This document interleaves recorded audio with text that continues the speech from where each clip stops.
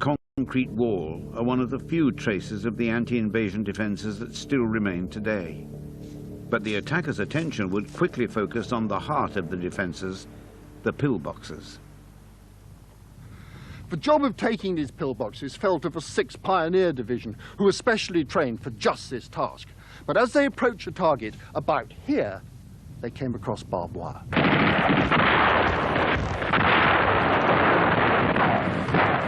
Once they'd cut or blasted their way through the wire, they then came within throwing range of the pillbox. They could hurl smoke grenades, which effectively blinded the defenders. And as they got closer, they could lob in hand grenades or even burn them out with flamethrowers. But this attack had cost the Germans dear, and they'd lost about half their attacking forces. The purpose of the coastal defences was not to prevent an invasion. That's impossible. Instead, it was there to provide a delay for an invader. This gave time for forces to assemble and to counterattack. Every hour was absolutely vital. British reinforcements would have massed inland, rapidly forming the next line of defences.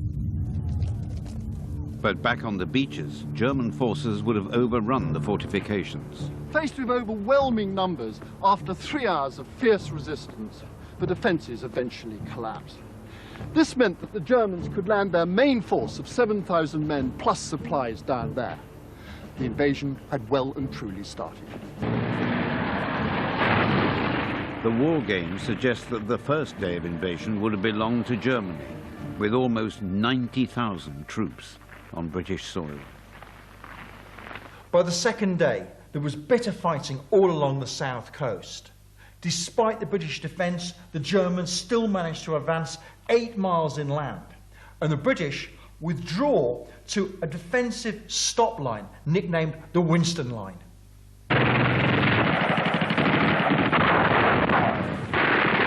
As the Germans fought their way from the coast, they came across bridges.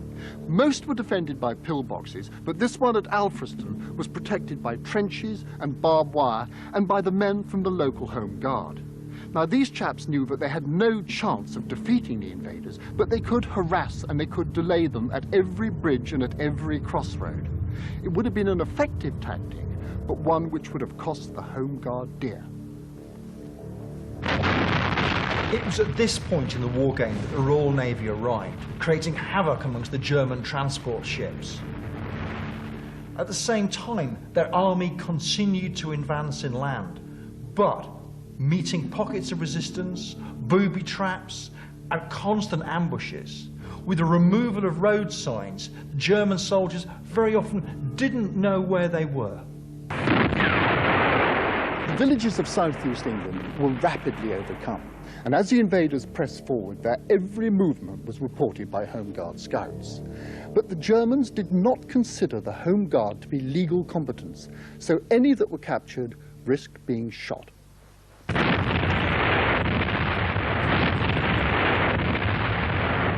With the Royal Navy causing absolute chaos in the Channel, the German army ashore has tremendous problems. They're short of reinforcements, they're running out of ammunition, and critically, they have very few, or virtually none, of the tanks. Tanks, which is an important part of the Blitzkrieg battles, which had been so successful previously. The layers of coastal and inland defences would have delayed the Germans exactly as they were intended to. But the battle for Britain would still have been in the balance. By the third morning of the invasion, the German army has advanced 15 miles inland, right up to the Winston Line, and fighting is now fierce. However, German forces have now lost 30% of their soldiers, either killed, wounded, or prisoners. They're reduced to about 60,000 soldiers. And while they can't get reinforcements, more and more British soldiers are arriving in the area. This is the critical moment. Over there lay the hastily assembled mass ranks of the British Army, reinforced by 2 armoured divisions comprising some 500 tanks. By now the Germans are running out of ammunition, and they lacked the necessary support of heavy armour, so the advance ground to a halt. They would never get beyond here. The German invaders never even reached the GHQ line, the main British stop line. Instead, the German High Command was forced to order a withdrawal. But with a Royal Navy behind them, and with massive British forces to their front, what follows is a catastrophe.